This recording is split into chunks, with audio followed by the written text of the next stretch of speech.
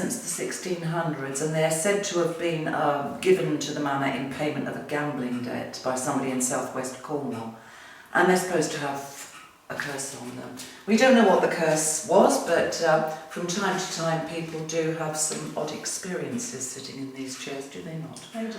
Yeah, they're quite sinister if you look at them. The devil, lots of snakes, some rather nasty looking creatures, little musicians with tears on their faces, not playing their flutes. They're quite dark looking chairs, but there is something quite strange about them apart from that. Anything to add? I don't think so. I mean, yeah, the people that do sit in them do have very strange experiences. Some people almost sort of report that they're in a different world. It's almost like a time slip when they sit in them. So, I mean, you've had an experience of them, haven't you? Which she doesn't like to talk about much. But yeah, they are strange. They are strange. Because this was the private chapel of the Chambercombes, so there are their family underneath. There's a picture up there on the wall of a monk that was drawn by, what's his name? Stephen Cox, psychic artist. He came and visited once. And many people have actually seen him, like coming through this doorway into the chapel here. Often a lady is seen kneeling down in front of the Peter's Pence box there. Obviously the Peter's Pence box would not have been there. Black shadows have been seen in here, mainly from over in the corner there, walking straight through the door. A lady in grey, she's in her work clothes basically, standing in the centre of the fireplace there, always her back to us, never facing us. And also a small boy. Small boy is often seen up in the hole, up in there above the fireplace. He'll come down and we think it might be him that turns the spit. Right. And often the big black pot there, you come up here sometimes and it's swinging left to right. Really? Yeah, really quite heavy, isn't it, that one? It was probably 2009, I was here with another medium and we saw that figure stood in this doorway. Really dark, sort of black, hooded. All you could see was his eyes were glowing kind of thing. It sounds really weird, I know, to sort of people that don't sort of believe in it, isn't it, really? But yeah, we saw him stood here, and I say in 2011 Stephen Cox came up and he didn't even know what we'd seen, but he drew it. Right.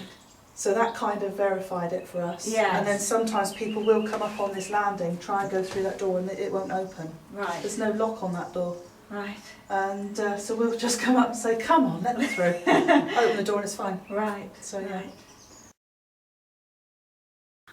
This is where Steve, our trustee, he was in here one day under the bed.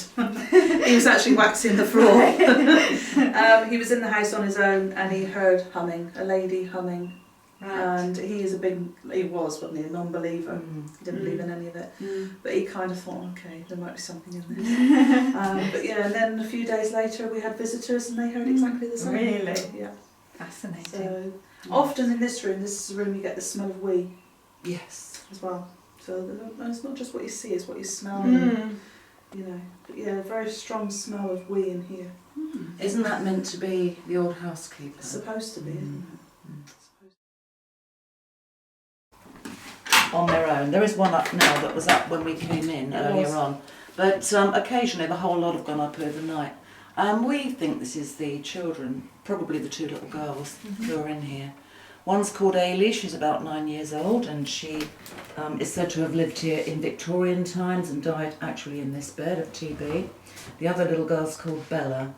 And they've been seen together at times, but Ailey most of the time turns up on her own. Lots of people actually see her from outside looking out of this window or the next one.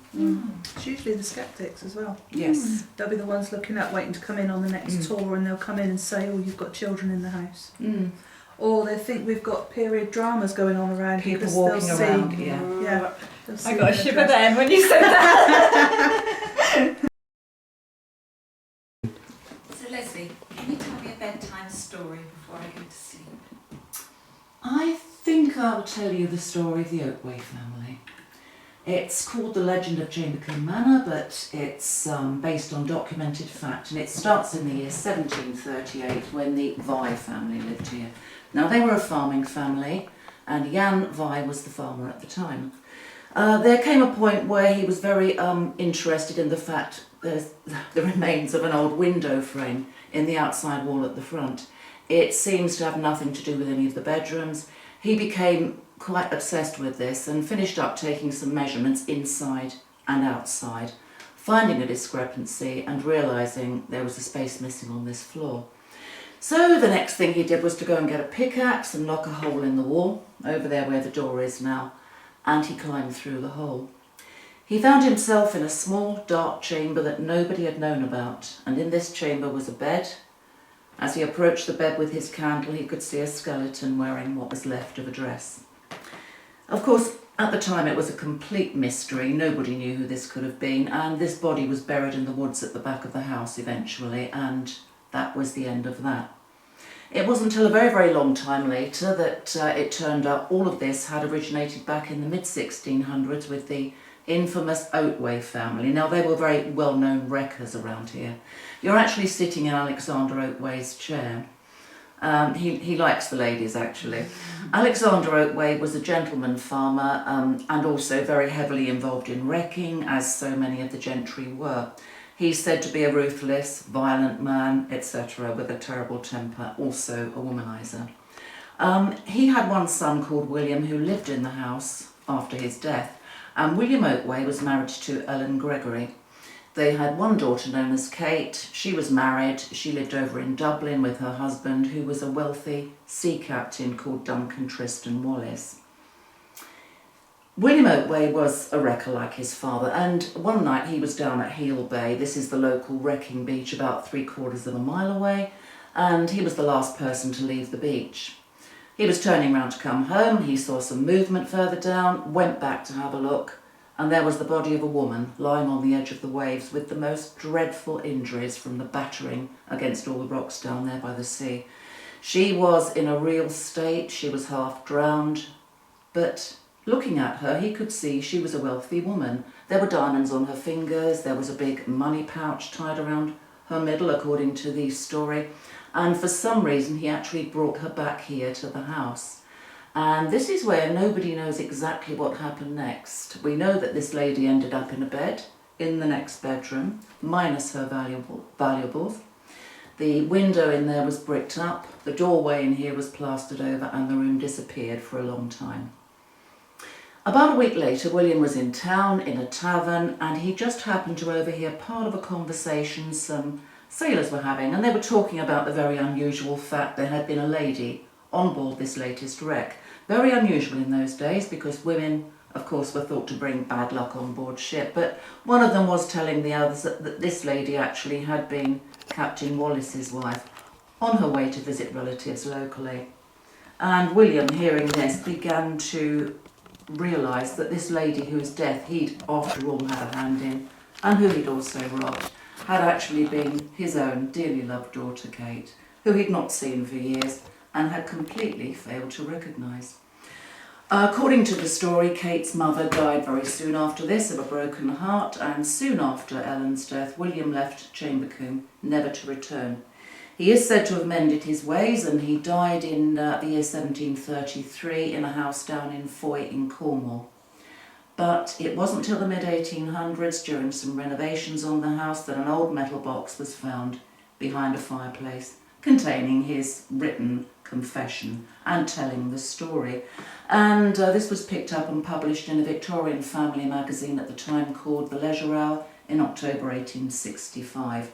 So finally, after all those years, it became apparent that the body in the hidden room had been Kate Oatway, or rather Kate Wallace.